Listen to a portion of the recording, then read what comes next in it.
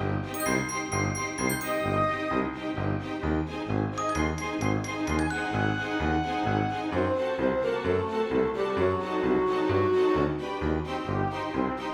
guys, it's Kelly here and I am back with another video. Today's video is super exciting. I am featuring some new products from Colorado Craft Company. This is a spooky one, so if it's not your thing, I totally get it. This is their full Halloween 2025 release. I had such a hard time picking what I wanted to use. I do love the spooky cards, but I've always had just such a soft spot for their Big and Bold series, and I knew like that skull was just speaking to me. I really like this background is called Halloween Quick Card, and like how accurate, how absolutely accurate, because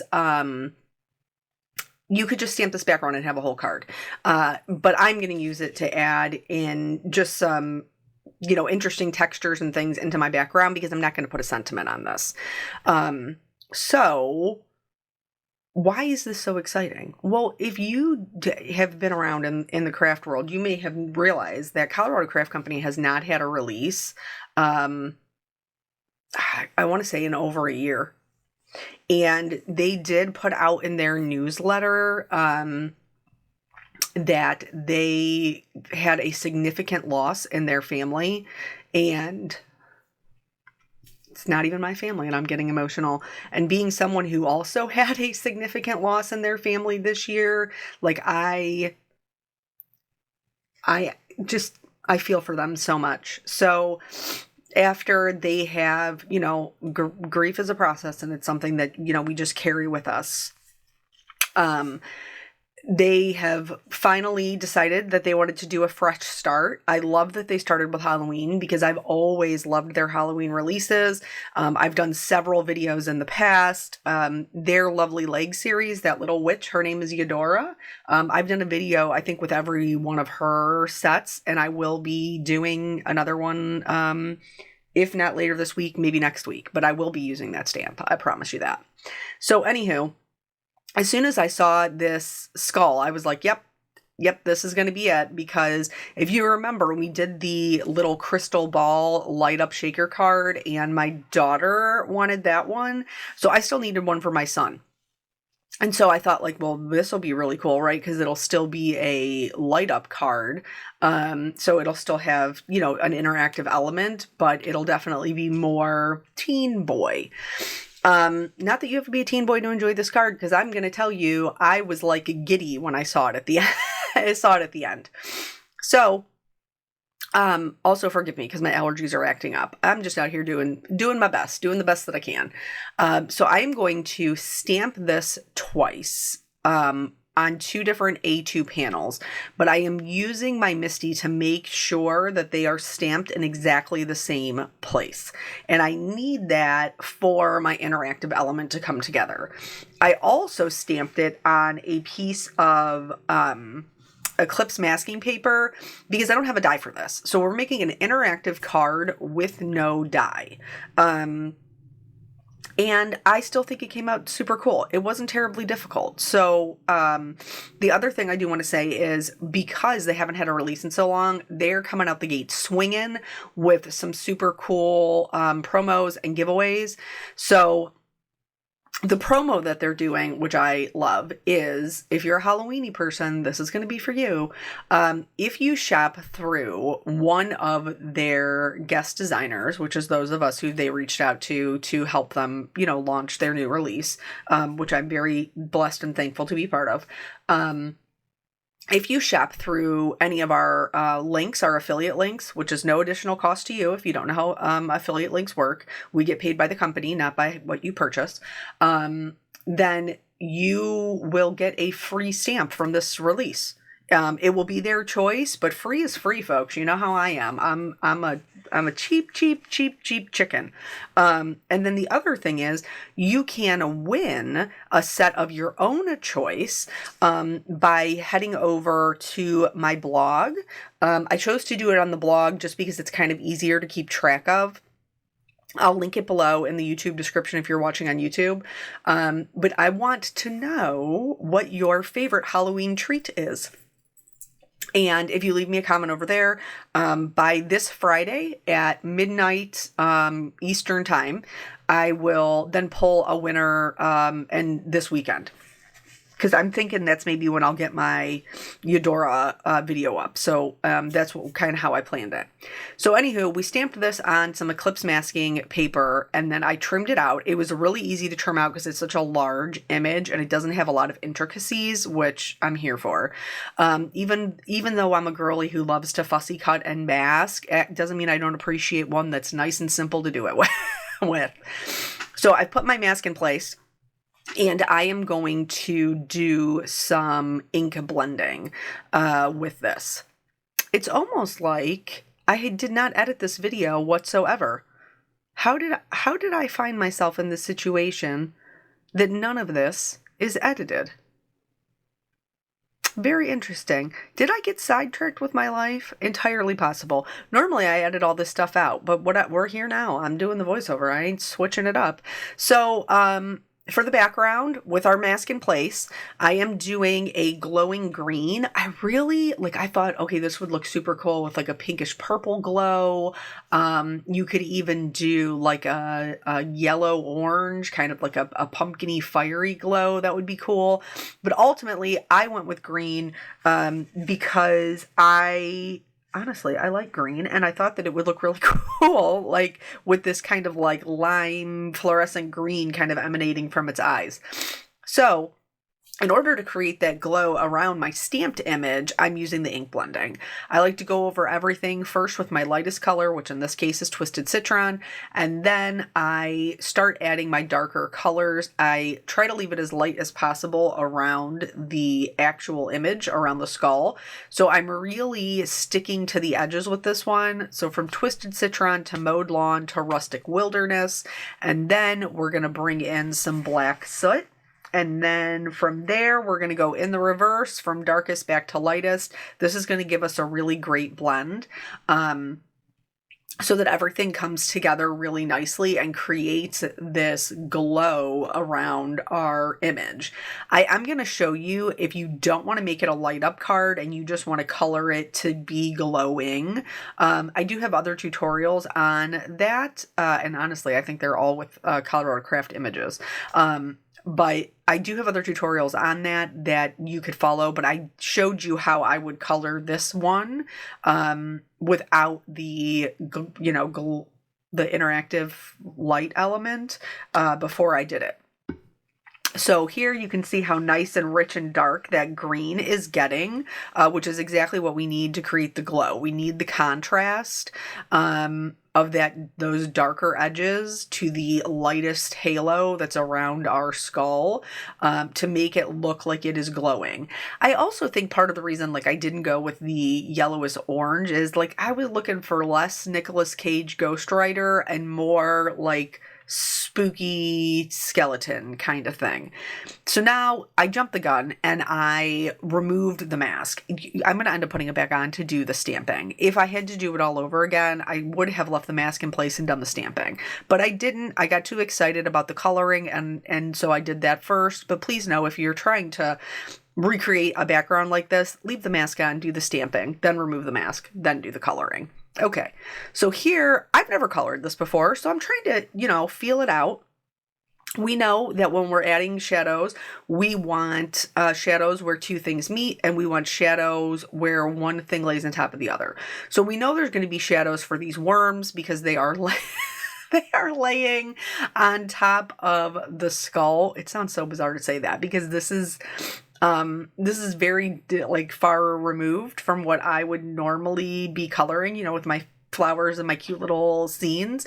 But that doesn't mean that I don't enjoy coloring something that's a little bit of a challenge. So because I know that I want the glow, I want the lights to emanate out of the eye sockets, the nose, and then those behind the jaw. So it's going to radiate out from the middle, which means my worms are going to have the shadows on the opposite side. So that's going to be darker. The outside edges are going to be darker as well. Those cheekbones, I mean, look at those cheekbones. He must have been Native American. So just beautiful, beautiful cheekbones, very prominent. But anyway, so those cheekbones are going to cast a shadow on the jaw. That little, what is that called? The mandible. And so we're going to add shadows there. And then the same thing with how those cheekbones stick out along the side of the skull. We're going to have some darkness back there. And then I'm going to add some shadows. It is a little bit of a challenge. And you guys know we keep it real around here. It is a little bit of a challenge when you know that you're going to have a really bright glow right in the center. And you don't want to like blow out that whole center area. You still want there to be some dimension. So I'm like trying to do the best I can, but I'm being very reserved with my shading because I don't know how it's all going to come together just yet.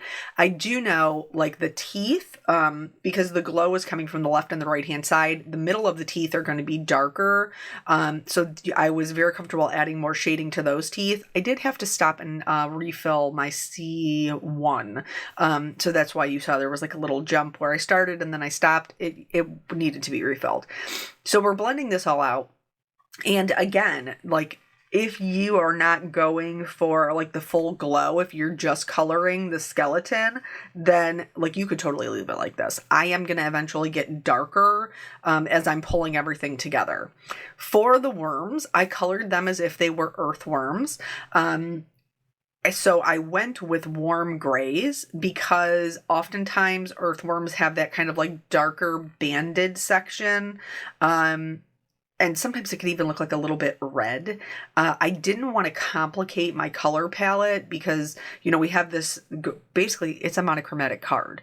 We have the green background, the green glow, and then we have the warm gray worms, cool gray skull.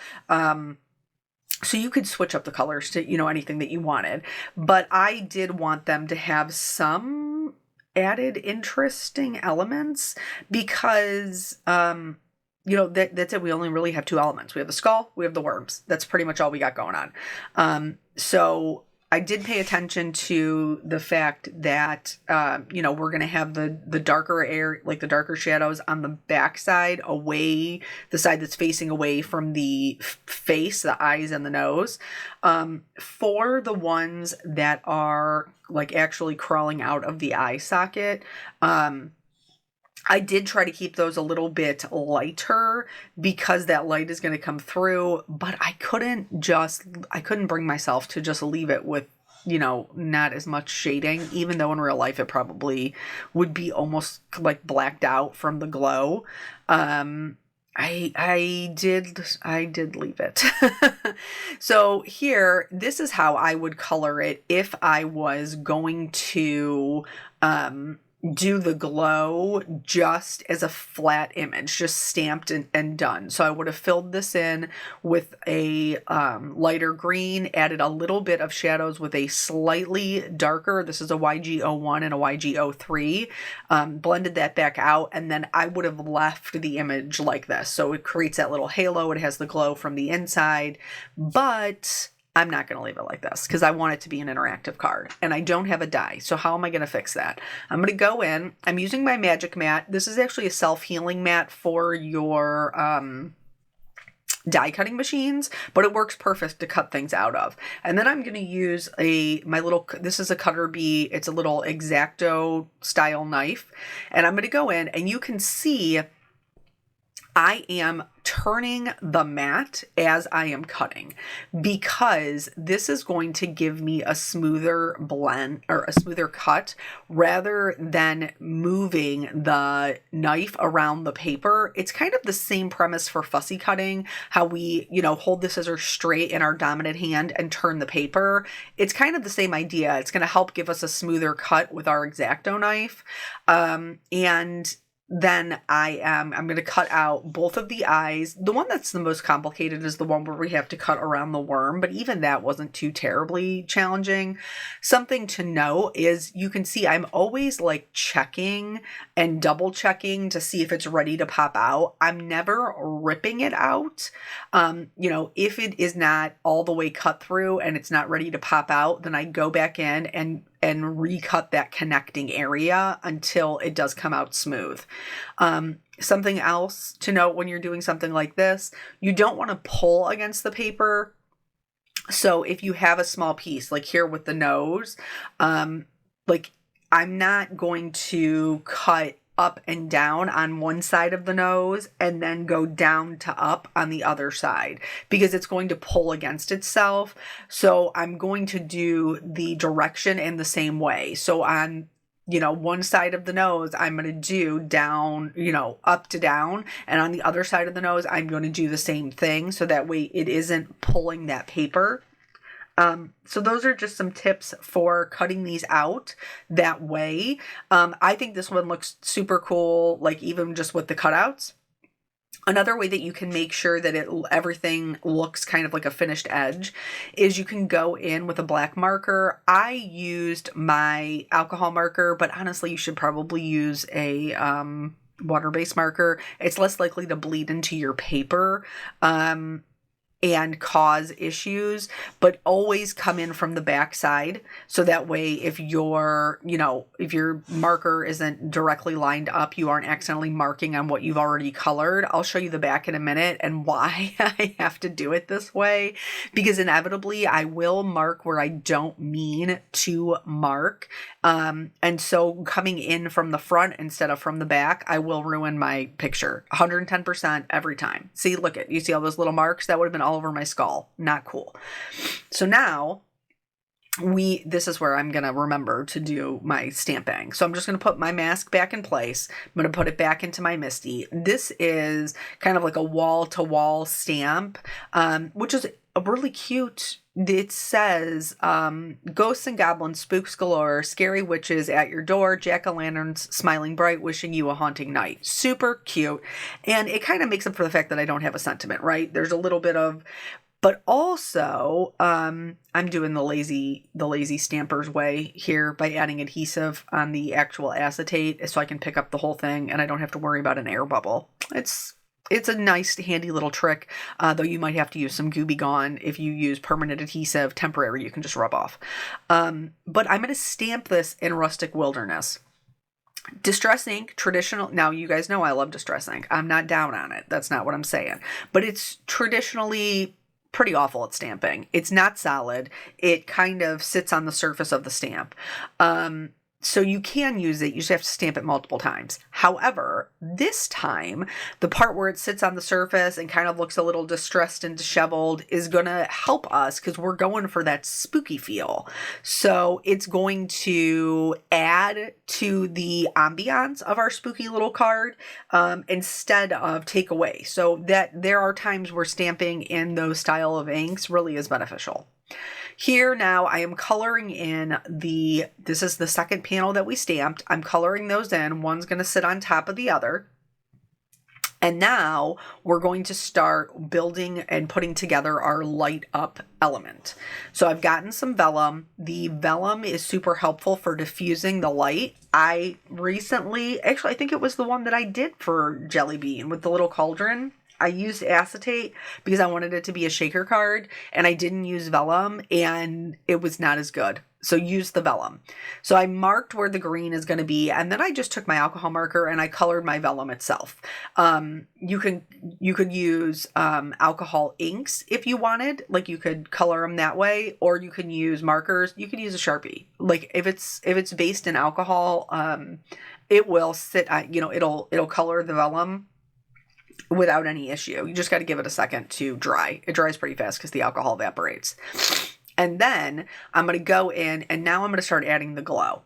real talk here, I was way too heavy-handed. I was crazy. I was like green everywhere. Put it here, put it there. It was like, what's that? Is it Oprah? You get a car and you get a car and you get a car. Everybody got some green. Okay. So it was too much. But that's okay, because I'm going to show you how to scale it back. Sometimes when it gets a little crazy, that's the perfect opportunity for learning. So I did the YG01. And then I went in with like a fluorescent green, which was basically the same color. So I wouldn't recommend that. So now look at almost my entire skull is just green. It's not even gray anymore at all. So I'm like, ooh, girl, you got a little wild, right? You got to reel it back in. So now I'm going to get my colorless blender. And I'm going to go in and I'm going to try to lighten up those areas. Thankfully, we chose gray or a green, which isn't super staining. If we had like some pinks or, like some more warmer colors, those can be a little bit more challenging to move. But the green was pretty forgiving. So I'm kind of going in and I lightened it up. I'm checking it back. You guys know I love a dry fit. I check it and I check it and I check it. It wasn't light enough, so I'm going to go back in to that forehead with the colorless blender again. But here's what I've realized. It's not dark enough.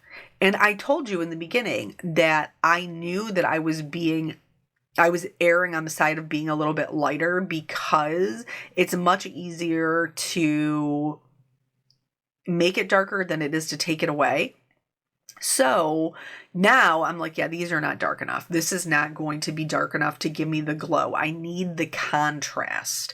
And this is where that fear of darker colors, like we got to put that in our pocket and just move forward. We got to face it, because without that contrast, we can't get that bright glow that we're looking for.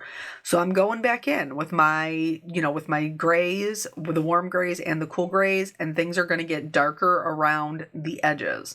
Allowing things to get darker around the edges pushes our brightness forward and then really makes everything else much more dimensional. So I'm going to bring it down on the forehead as well. I'm going to darken up those little cheekbones. The mouth, like I'm pretty much going in and just redoing what I had done before, but I'm doing it with a heavier hand.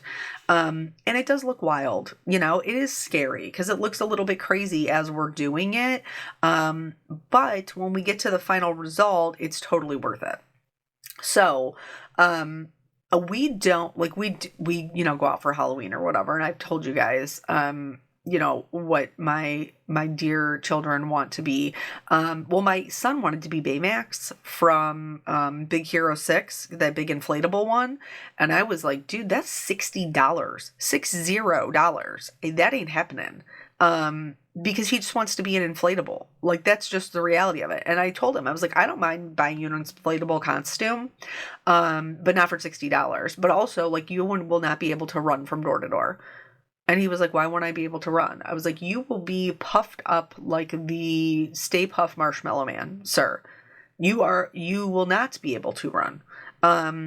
So he still wants to be an inflatable, even knowing that, but he did end up picking a different one that was not $60. But he also really likes to decorate for Halloween. We don't decorate for Halloween. My sister does, and she's amazing at it. But every year I kind of let him pick out a new thing, and he likes to put up his spooky lights, and he has like what did we get last time? 2 little spooky, like, demon things. He's got a little skeleton that he puts out. So I know that he'll be excited about this card. And he does all the decorating himself, by the way. So once I got everything a little bit darker, I realized I wanted my background to also be a little bit darker. I'm not worried about masking it off because I'm not picking up any extra black. I'm just using what's left on my blending brush. And so now we can start putting the whole thing together. I'm going to add my vellum to the back of my colored panel. And again, that doesn't have to be, you see, I just scribbled it on there because you're only going to be able to see the parts that are through the cutouts. So as long as you're parts are wide enough, you know, for your cutout, that's totally fine. Also, I have a dark background and then I have this white, the secondary panel is white. So I'm going to add some green around the edges so that we don't see that white edge peeking through. And then you saw me also go over the vellum one more time just to make sure it was reading really green. So here is what we're kind of looking like right now. Going back in again, adjusting with that colorless blender. If you're not happy with it, it's okay to let it sit for a while and come back to it and then try something else again. That's totally fine. So now these lights are Pear Blossom Press, which are probably like, I think the only lights that I use. And so these ones are the twinkle lights, which is different than the easy light. The easy light is a constant light. The twinkle lights flash on and off. So I've added some adhesive and I'm adhering it underneath the chin of the skull. And then both lights, the easy light and the twinkle lights, have 3 strands so that you can position them specifically. So each eyeball is going to get a light and the nose is also going to get a light. And the vellum will help diffuse the light so that it will also come out of the mouth. This does not have to be pretty because nobody's going to see it. So I'm just using like leftover pieces of pixie tape to hold those down. And then for your battery, there's a little plus on the battery. So you want to line that up, and like right away out the gate, I didn't even do that. So you want to line up that plus and then you'll be able to hold it down. Of course, I always check it beforehand. Does that not look so cool? I think it looks so cool. And then I'm using the world's best foam tape. So this tape, and then I think scrapbook.com also has another, like a triple thick tape. This is made to be the thickness of her lights. This world's best foam tape is from Pear Blossom Press. So it's the exact thickness that you need to clear the light mechanism.